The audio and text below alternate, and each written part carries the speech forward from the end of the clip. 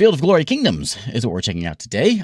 We've played this one a few times in the past. This is a strategy, grand strategy, turn-based medieval game. We're going to choose one of the countries in around between 1,000 and around 1,400, somewhere in there, and we're going to play a strategy game. There is a new DLC that is out, and thank you AG Odd and Slitherine for sponsoring today as we check this thing out. Check it out again, actually. I've got several videos of this game on the channel, but we're mostly checking out the new DLC. But I'm going to go through, we'll show off the basic bits about what the game is and give you a good overview on what's going on here. If you're familiar with like Crusader Kings, that's going to come to mind because that's the popular one in this sort of map game genre. But if you played Crusader Kings and you thought, you know what, I just need it to be a lot more complex. I need more details. I need more numbers. I don't want to be dealing with like marriage and kids and all this kind of stuff. I want to deal with governing a country in the Middle Ages. That's what Field of Glory Kingdoms does. So, there's several ways to play the game. There's scenarios that are more focused on like around Italy or Great Britain or Spain, or there's also these massive campaigns. And there's the grand campaign starting in 1045, going for 440 turns. Now remember, this is a complicated game, and it's every turn is going to take you some time, so that's a long game. And with this new DLC, Burghers and Bombards, which is coming out on the 30th. It's coming out very soon. It'll be here very soon. When this video's out, it'll be very soon. Or out. Is the new one, which is adding in the sort of late game stuff. And so we can start the game in like 1054, where things are, you know, they ain't no knights in shining armor walking around in 1054. They're all like leather and padded armors, you know, and this kind of stuff. And but with this new DLC, it's adding in Mega Campaign, which goes from 1054 to 1492, which is 878 turns. Length, 6 out of 5. Yeah, they've gone ludicrous.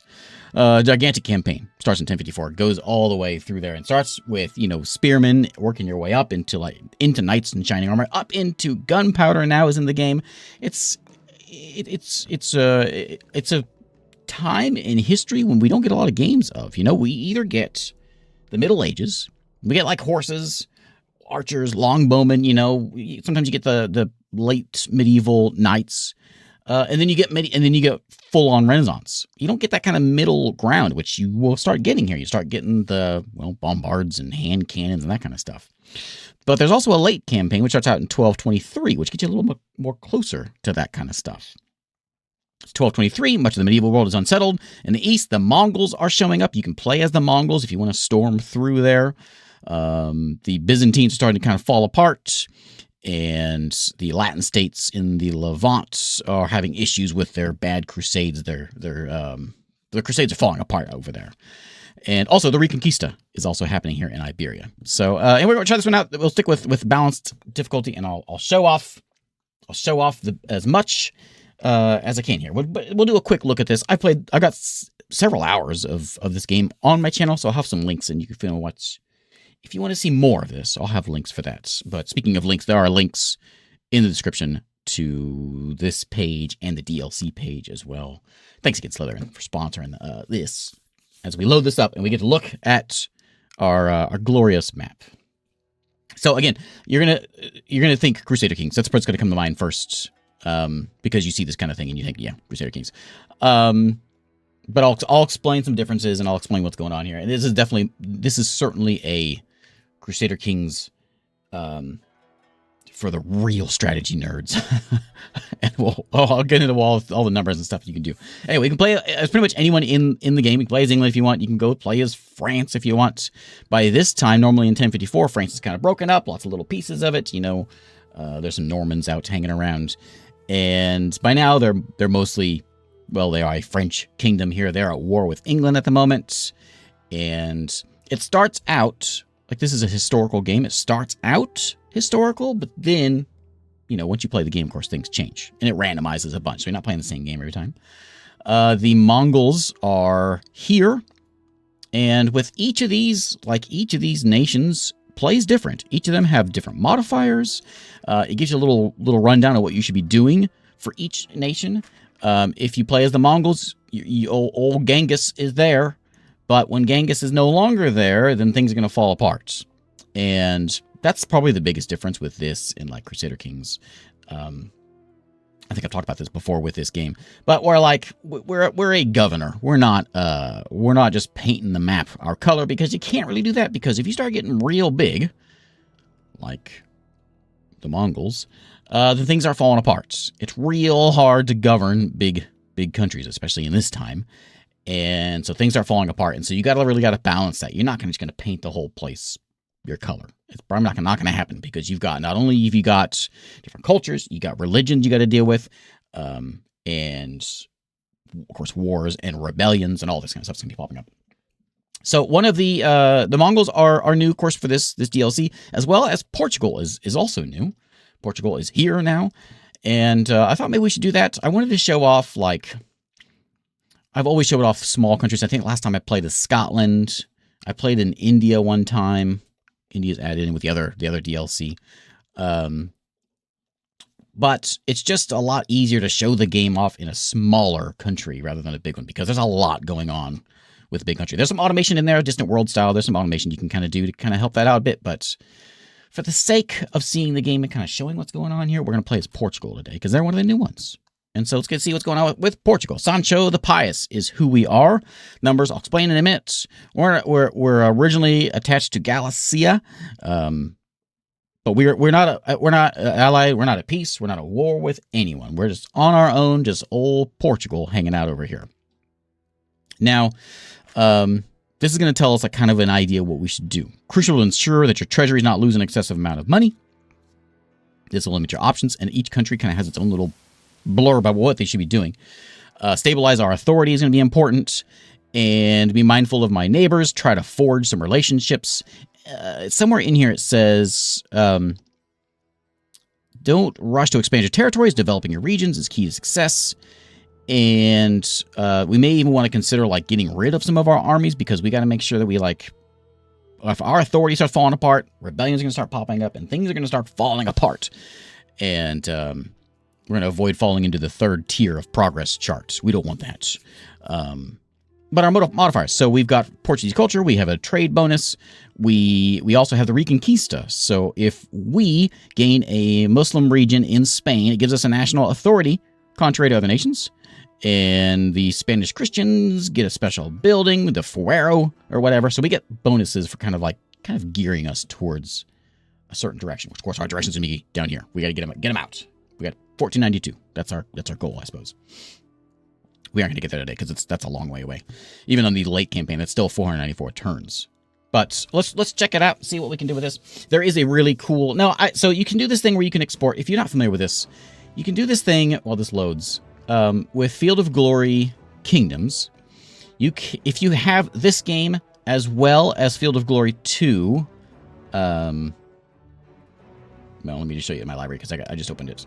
Field of Glory 2 Medieval, if you have this one, which this one plays... they're developed by different companies, but they're both published by Slitherine. And so you can put your battles and play your battles out turn-based tactical style if you want. In Kingdoms, it's just sort of simulated. But if you own this game, you can transfer your battle over there, and so all of your cavalry are there.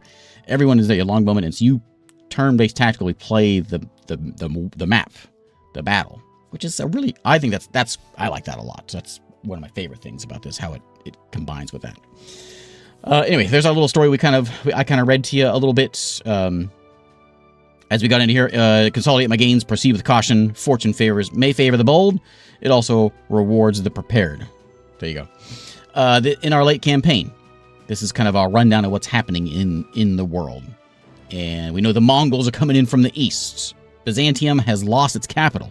France and England are at war. The Holy Roman Empire has fallen apart. There's a bunch of Russian principalities having issues with Mongols. Scandinavia is not what they used to be. And there's some issues going on over there to the east. But we are Portugal. We don't care about that kind of stuff. I played Field of Glory Medieval 2. That one I played with Daz. Yeah, we did a multiplayer game of that one. in this new DLC, this is the new stuff that's been added on. So there's a lot of complexity, of course, with with the economy. Each region has its own, it's like its own city, and then each province is also kind of its own grand thing, and you have to kind of deal with all that stuff. With the new DLC, which is a late game stuff, it adds a new burger class in there, which is going to add in new economy things like guilds, inflation. Your country can fall apart by just having too many rich folks hanging out around. There's the burgers. It's our new class. I'll talk about all that stuff. We got new buildings. We got inflation. We got guilds are in the game. New events are a big thing. And in the art of war, gunpowder. We're not going to get there for a bit. We'll probably not get there in this video. But that's where this is kind of going. And so you're going to have... I was going to show you, but I say we were to choose, I don't know, Ireland, who's kind of a small fish in this grand pond. And so if you were Ireland and you decide to go to war with France, you're going to be in bad times, because, especially later on, because France is going to be, all knight in shining armor, guns eventually, and they're going to start stomping through. So you got to kind of, this is the new thing that's going to be coming eventually. Anyway, let's play the game. So there's me, Portugal. This whole area here is a province, and there is my 4 spots that are a province. 1, 2, 3, 4 spots that I own here for this province. And with each of these things, with each individual one, we click on this, we can kind of get an idea of my peasants working the foods, my workers getting me some infrastructure, we got people making me money, and that's where every single one of these places has that going on. This is my quick rundown of the game for those that haven't seen the game. Money right there. So this one guy, this burger over here, Catholic Christian burger. These are all important things because we'll show all that. He's making me some money. I'm spending more, but he's making me some money. And we've got ourselves a butcher and a small harbor here. Each time you play the game, these are all randomized, what buildings you get. So while it's somewhat accurate, there's some randomization with each one. So we'll kind of need to go through and kind of fiddle with each of these to make sure we are not falling apart and, well, not falling apart. No rebellions going on. If any of these things are kind of like nonsense, like maybe a lead mine, we don't necessarily need that. We can get rid of these things and maybe sell some of this stuff off just to kind of clean up our empire a bit. As far as like our neighbors go, we've got, what's that, Leon is hanging out over here. Castile is over this way. We got Aragon over this way. And of course we have basically just a whole bunch of vassaled people. So like say we know we want to come down here and start grabbing this stuff, but let's say we go and mess with these folks down here. So they are in liege to Almohad, who is this caliphate down here. And this caliphate basically has everybody in a vassal. So if we attack this guy, everybody's going to go to war with us. I know for a fact because I did that earlier when I messed with this game. So we got to be kind of careful. We can't go just charging into things. We can't paint the map so easily. So we got money, we got manpower, which is going to be raising armies. Diplomacy, we just saw a little bit there. We are Catholic Christian, and of course that's going to be dependent on each region is going to be Catholic or not, and that's going to decide how there's Sunni folks down there, how easy they are to sway. My ledger is all of numbers, lots of numbers. And then we've got my decisions. And so this is one of the things that have been kind of added in a bit as well with this DLC. A lot of this kind of stuff, in addition to other events that'll kind of help sway some things as it goes on. So it wants me to like recruit some troops. But by doing that, it's going to cost me some cash and some manpower. And I don't really want to recruit any troops right now because I need cash and manpower. I listened to that thing that it sent me. We also have... Oh, by the way, there's me. We also have... Oh, we don't have any decisions this time. We have no claims on anything, so we have a claim. We can go and we can fight it. We saw all those abilities, the traits there.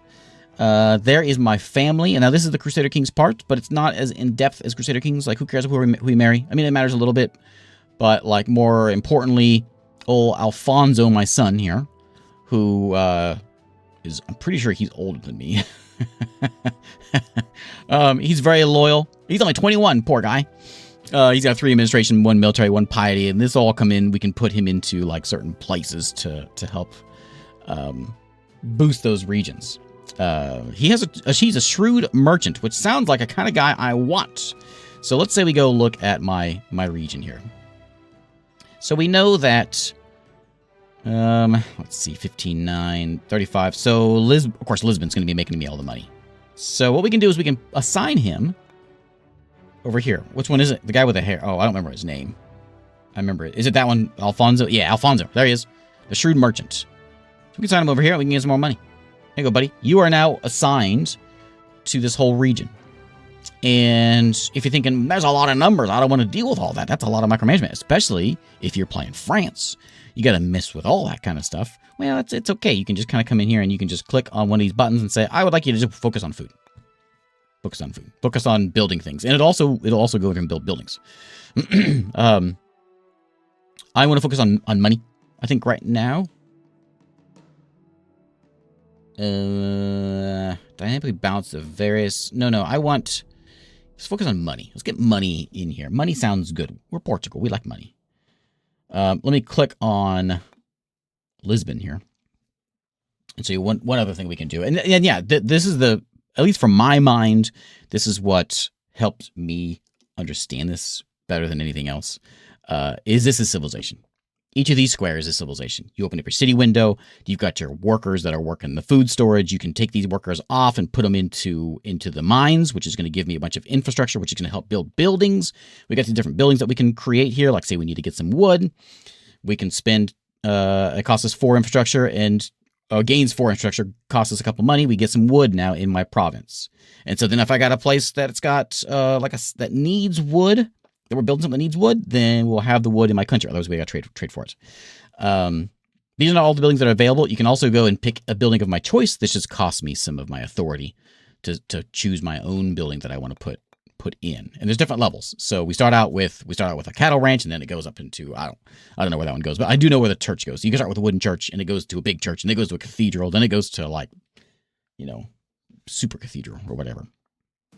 And with each of these, when they get worked, it produces more things. We got ourselves a clergy over here hanging out in the astrologer house. It cost me a buck to keep this place running. I'm not sure what Lucky Star is. Generates an unfathomable resource called luck.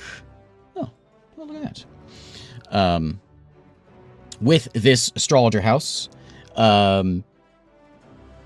it would give us more money and more piety if we had copper and brass. So that's where you can kind of start looking at, okay, maybe I should start mining.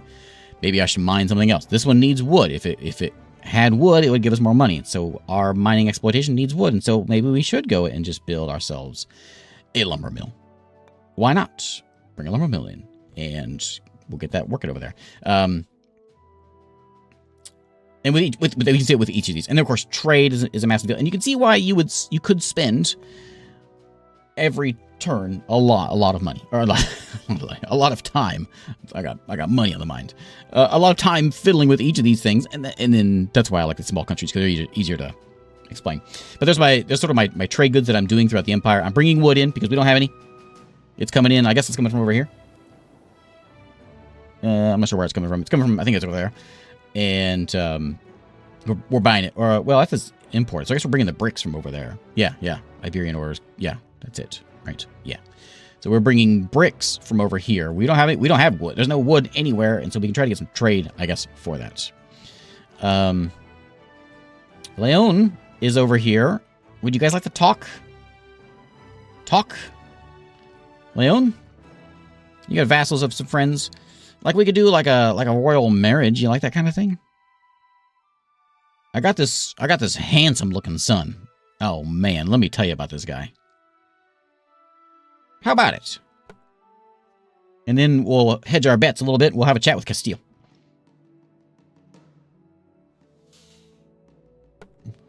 Send a royal marriage to both of them. Just in case. So, yeah, it is super in-depth. And it's one of those games that you're going to spend a lot of time fiddling with some things. It's not a game you can just and storm across the map attacking. Well, maybe you can. If you play as the Mongols, right now you can storm all you want. You're going to pay for it later on when Genghis dies. But for a bit, you'll be in good shape. My little tips that it gave me for the start. There's my marriage proposal. And I got the Castro's a jerk. he may form a coup there. The little tips it gave me was to basically just kind of consolidate my empire and try to get my places happy, my authority up. And so we'll see what I can do about that. So that's a vassal, a peasant roundup. Wait, some of these things we can get rid of if we need to. They're all like level 1 in here. Do we have any level 2 buildings? Level 1, level 1, level 1. Nope.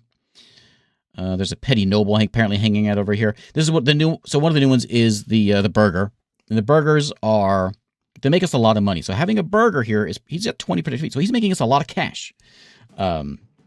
He's bringing a bunch of money in. However, if you have too many of those guys, then it's going to throwing your money out of whack, and you're going to start having inflation, and so you start bleeding from the inside, I guess, from inflation and things. Of course, we can raise an army if we need to. And we have these fancy knights. Look at those fancy knights. This is a new DLC thing because it's what year is it? 20. It's 12, not 20. It's 1223. So futuristic. Look at that guy. He's cool looking. And then archers. And of course, if we were to start as like not Portugal or every country has their own specialized stuff. So what we're gonna do is we're gonna move this guy. We're just gonna scoot him over here for real quick. What's that all yammering at me about? Yeah, claims, rum tactic, yeah. Okay, sometimes we have decisions that pop in here. Nothing came in just this time. So we're going to just leave it as it is. And as far as like trade goes, also we have overlays. So this is our culture and population. So we know these are. So we're Portuguese, and this is just Hispanian is the culture. So when we take this place, they're going to be cranky. There's a supply overview. If there's any free building slots in places, which, we know there's some of those. Loyalty. Movements. How's the weather out there? The domain overlay. So is that part of mine? Oh, it is part of... Algarve is part of mine. It's part of my domain, so that... I should have that. That's what I see. Trade goods. Which is probably going to be, like, if we were going to stick with the long term, our first thing to do would be to shore up as much trade as we possibly can. And there's religion.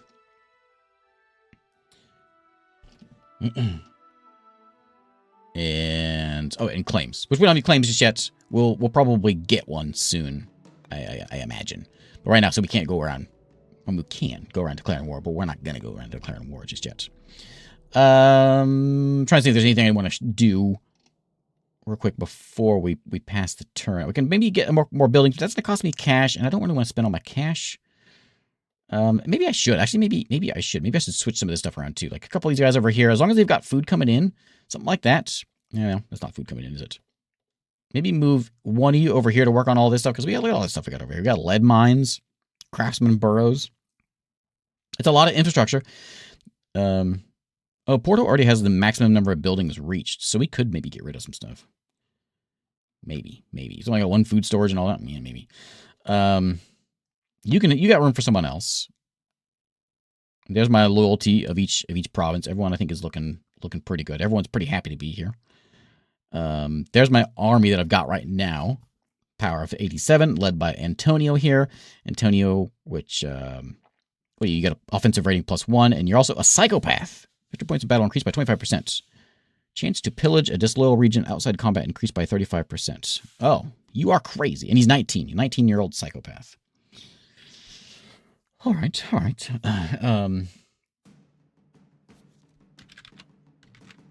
you go, Naza.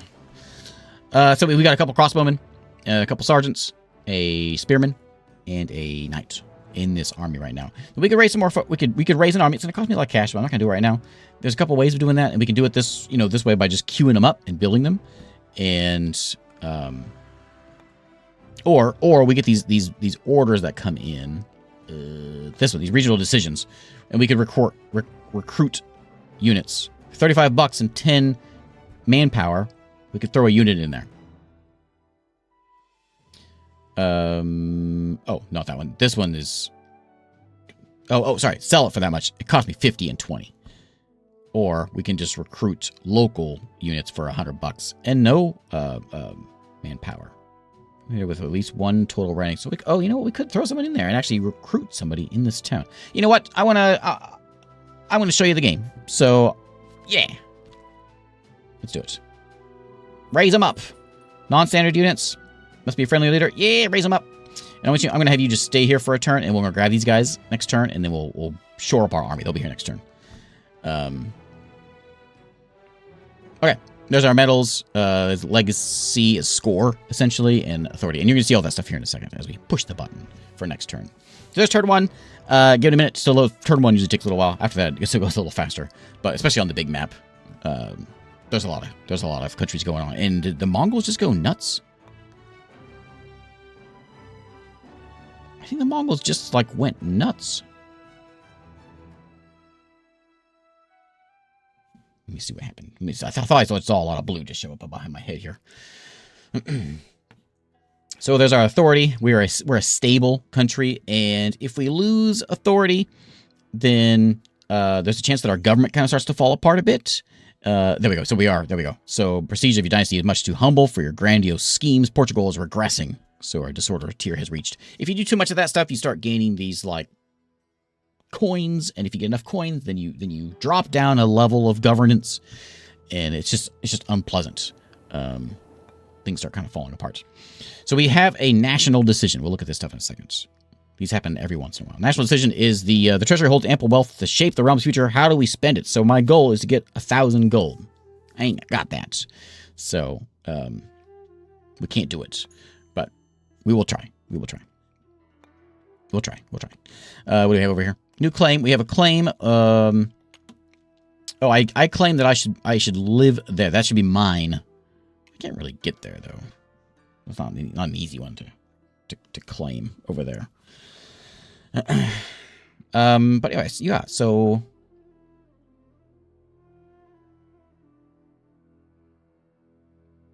I think he became. I don't know if I can see, like, where's my turn report? They weren't blue before, were they? The Khan Horde? Were they always there? I don't know. They're vassals of the Mongols now, and the Mongols, I think the Mongols came up here and stopped, but now they've got all that stuff. Anyway, I'm sure the Mongols will be no problem. Not for us, anyway. So I could go through and, like, do a little bit of, like, selling and whatever, and try to work my way into getting some of that cash. If I were to say want to go and get rid of, can I sell that? Disassemble. I don't want to disassemble. I'm not sure what I get if I sell this stuff. It does have an upkeep. Of course, there's information for all this stuff if you wanna get into there. Oh,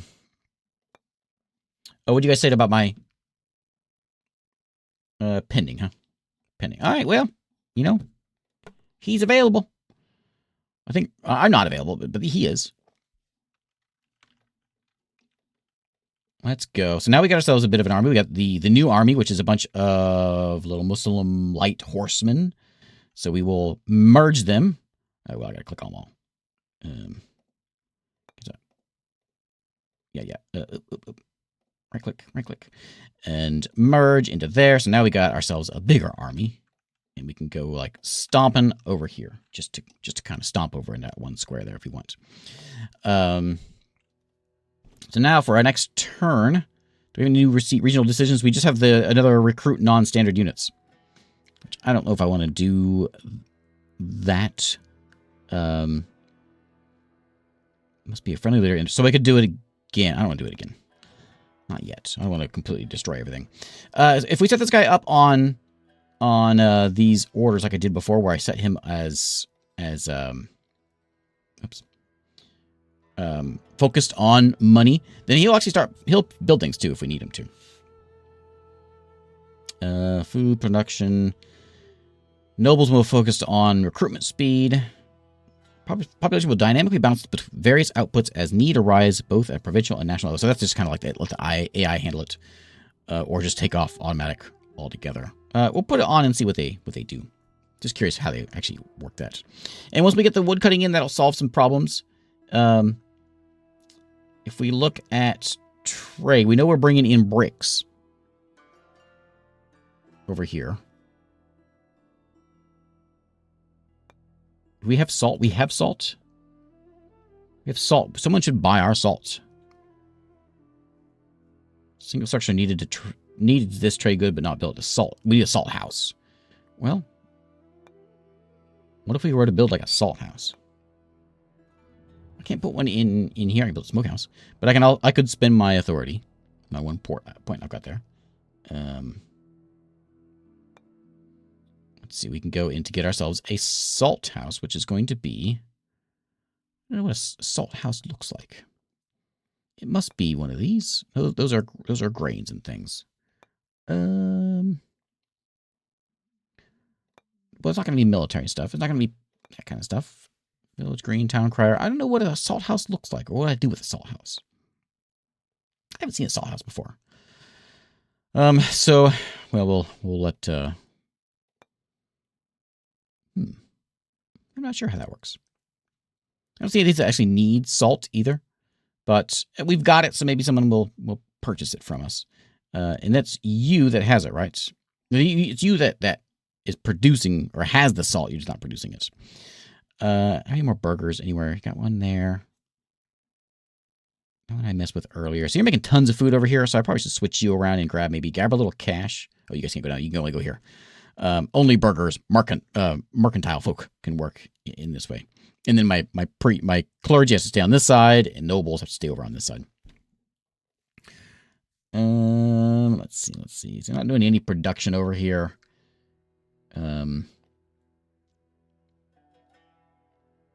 Let's see. Oh wait, well you guys go down here. There's freemen and there's peasants. Peasant, freeman, burger, noble, clergy. Those are all different classes we've got. So I can take them off of the build. We're not building anything right now. We don't need infrastructure. Let's go put them in the cash. Make us some cash. Because if we try to get to $1,000, maybe we can get there. If I can put you two there, and I can take these folks and put them in the cash. Yeah, I'll let myself deal with it. Okay, we'll move our army over this way, and we'll see what they bring over here to us. And as far as my legacy is still increasing, that's good. That's like basically our score, our legacy points. There's a million different things we can look at over here. Let's just pass turn, see what happens for the next turn. As we cruise on in there, and look at all that stuff that's in there, and that province to the south that I want. That one right there. That's the one I want. But we can't go to war with these guys because they are vassals of a very big an angry person. Well, he'd be angry if I attacked him anyway. So we'll try not to make them two-man. You transform to another culture group. Oh yeah, so you can form up groups here. Yeah. No new decisions. We didn't get our 1,000 gold.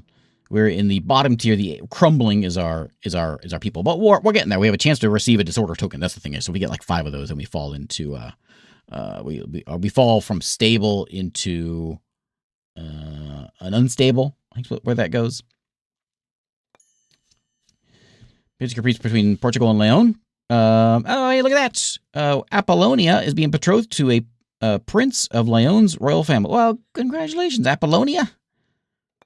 Excellent. Now that's more like it. Okay, so Leon will be our buddies then, huh? That's cool. That's very cool. I declared which one? That is my. I declare that my. Oh, I declare that as my ancestral lands as well. But you guys are like, yeah, you're at war with some folks. Who are you at war with? Well, no, actually not going to do any good. Not going to do me any good anyway. And Australia, these guys are all up north. These are just like vassals of Leon. And who else? Oh, yeah, way down there. Okay. And oh, you're at war with Leon. Oh well, Leon. Hey, I got a deal for you, buddy. I know this is a sit back, thoughtfully plan out our attacks. Castile rejected my proposal for marriage. How dare they?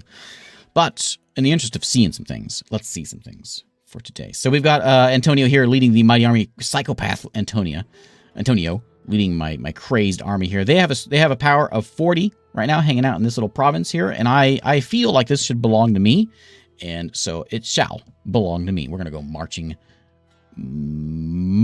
on. Oh, I can't march in until I declare war. Right. We're gonna tell them we hate them. We declare war on them. And then we're gonna go over here and chat with Leon, our new buddies, and I'm gonna say, what about like an alliance? That sounds like the kind of deal we should be doing. Seek an alliance with Leon. I sure am. Let's see how it goes. Maybe I should do an alliance first, but whatever. Do you got something over here? Is there a decision going on? Oh, just recruiting some units. We could throw some. Oops, I didn't mean to click on that.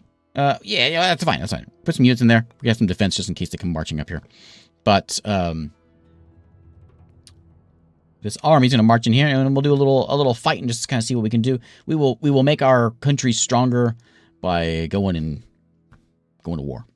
You know, I'm pretty sure that's pretty historically accurate, if you ask me. Claims and authority gain up to okay. Domain size. Make sure there's anything I want to make sure and cover here. I think we got it all covered though. Who got married off? I don't know. Can we look at her in? By the way, there's my wife, and we don't know how loyal she is. Who knows? And I've got a son, Rui. I've got Afonso, of course, the handsome Afonso, and little Manuel. Manuel, who has some sort of unknown ability. Plus, I got a bunch of relatives, a bunch of other nobles that are hanging out down here. Can we see over here if they show up? Do we know how? Can we see their people? Maybe. I'm not sure how to see their tree there. Who's that? Hey, Clayman Games. Thank you very much. Anyway, let's do some fighting.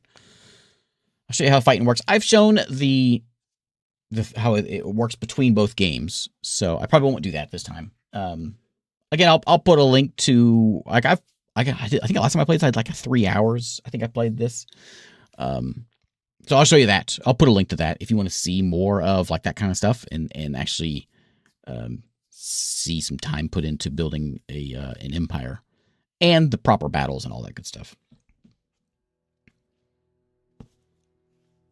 For now, I'm trying to just show you what's going on. And even though it's been out for a couple of years now, they're still putting effort into this. Updates are coming out. Of course, this DLC's out. Devastation you wrought upon countless cities. So Amawad, these are the folks. This is the big guy. He compels us to shield Badajoz from my depredations. Well, I don't know about that. So basically he's coming to assist.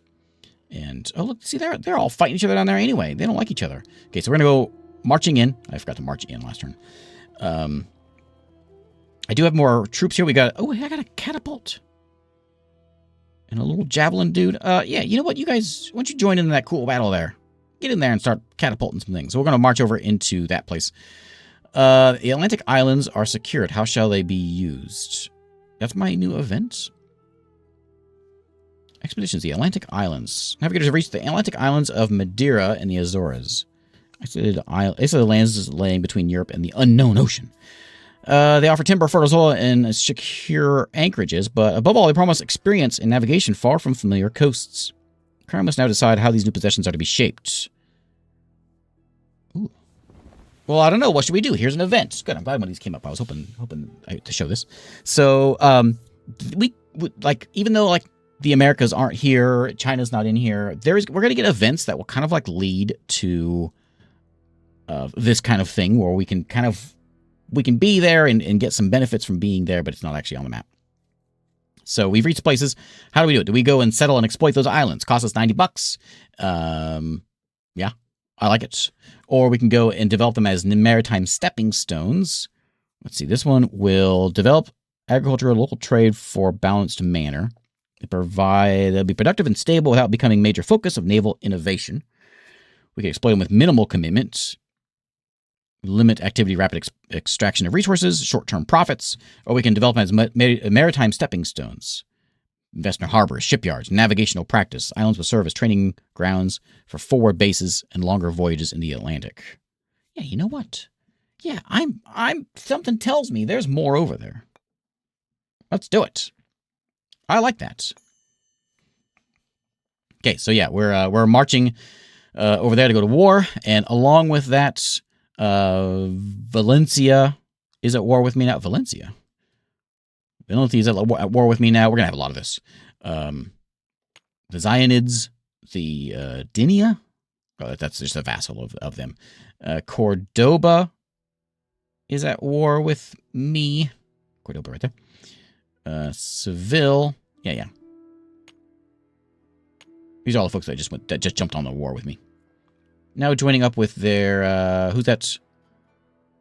Magrawa? Where's that at? Is this whole region maybe?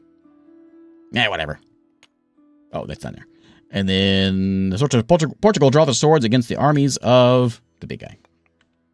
Big guy down there. So this is not a fight that we can win. But it's a fight that we can watch, and it's kind of exciting as we go marching into their territories. And see what's going to happen with it. I'm kind of curious what's going to happen with that whole Madeira thing. That's interesting. No more regional decisions for this turn. And, well, we could certainly spend some time on each of these individual provinces. Science tells us the next few months will be particularly harsh for men and crops. This is war. We march towards, yep, we're going to conquer their lands, and the islands are secured. How do we, okay, cool. That was an exciting turn. Okay, so we'll fast forward here, and we'll go into a fight and start conquering some territory. Just so we can show what's going on. And they are marching back, so we get to fight them over here. There's our ongoing war right now. So we got us with crazy Antonio on our combat power of 103, 12 units, and we got them 40 combat power, 4 units. This is where we could go in and we can export this battle. So if you have Field of Glory 2 Medieval, push that button and it will load up this game right here. And you can play it out. Turn-based tactical style. You raise your armies. You move your knights in and each individual units, archers and spearmen. It's very, very, very cool. I love this sort of, I don't know, this is good stuff. I've done this before. I've shown this off many times, so we don't need to do it this time. But we can go ahead and we can just watch the battle. We can just click skip and just simulate it, which is just going to simulate if you watch it. So there's all of me. We can just hit the button and we'll just kind of let them go. We throw our spears in, and this is kind of how the game looks on Medieval, Field of Glory 2 Medieval. But, of course, it's much more strategic because you can actually march your armies around and stuff. It's just a very cool, like, not collaboration is not the right word for it, since it's both Slitherine published things, but it's just neat how it works. And a draw. What? Outrageous. I don't accept. Nobody died. All right. Well, we'll take them out, I guess. They kill one of my units. All right. Well, next turn we'll get rid of them. But as we claim this, of course, then we got to besiege the thing, which a catapult's going to help that out. Is it a trebuchet they've got over there? I think that is a trebuchet.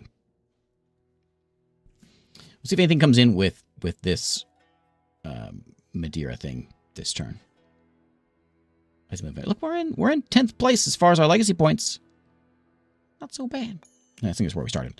Islands became a maritime outposts, enhancing our capacity for distant expeditions. We spent some money. We gained a little bit of points. Cool. I'm just going to give me. I'm sure that things will just sort of happen as that story goes on. I guess is how that works. So we're hanging out here. Yeah, battle was fought. We're gonna hang out here and besiege this place. They're still hanging out over here also. But yeah, whatever. We've got. There was a battle fought. Mercia is fighting against me now. Yeah, they're all. We get it. We get it. They're all fighting me. I get it. Leon rejected my alliance. I don't know why. We have a new decision to remove the hostiles. So where's the hostiles at? We got no hostiles. We can't actually do this because no one's actually, there's no hostiles in my territory. But if there was, I could do this and it would give me some sort of a bonus for doing it. A benefit, basically, for doing it. What is that? Who are you? Is that? Well, I don't know who that is. Is that? It's not me. Wrong cross. We have Flota. Yeah, whatever. He's a psychopath. There's an army sailing around down there. Maybe he's going to come in and help me out here. But anyway, there is Field of Glory Kingdoms. It is out. It's been out for a while. This is the new DLC. And it is out as well here. I gotta look at my actual date. I thought I saw 31st. Let me make sure before I go and say the dates. Coming out. So there's a bunch of this. I think I covered all this stuff also. The new economy, which is the new like guilds, and a lot of this stuff is going to show up later on once you go further into the game. We got tier 3 structures are in the base game, and now we got tier 4 structures going into there with our burgers running those things. Let the powder speak. We have gunpowder units eventually as time goes on. Saltpeter, of course, is new stuff, and we'll be here March 31st. There's your date. Let's push the end turn button just to see if we can, like, I don't know, anything exciting happens for this grand finale.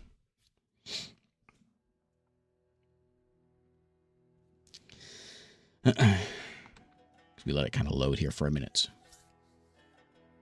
And you can do, there's smaller maps. There's I know there's an Italy one. There's the last DLC added in like the Baltics and the Teutonic Knights, like a Teutonic Knight in the Baltics. The tutorial takes you to the Iberian Peninsula, just the Iberian Peninsula. So there's smaller maps. So I just want to show you the big map because that's, you know, grand scale stuff. As we stand here, we are besieging. We inflicted a few casualties against the defender. Excellent. Yeah, because we got catapults. We're doing some besieging things. Excellent. And he's calling his friends in. Well, you know what? It's fine. Call all your friends. I don't care. I'm out of here. So there's Field of Glory Kingdoms and the new DLC, burgers and bombards. Here is your Steam page. There's a link down below that will take you here to the Steam page, and you can check out Field of Glory Kingdoms. Thanks again, Ajod and Slitherine, for sponsoring this. And yeah, oh, you know, it's on sale too. It's on sale now until when? Till the 6th. Yeah, there's a combo deal? Oh, maybe it's that one. The Field of Glory 2. Oh, the Masters. Which one's this? No, those are just those two. The Masters bundle, is that one it? There it is. The Masters bundle has that and Field of Glory, so you can get both of them for a discount. If you want to do both of them.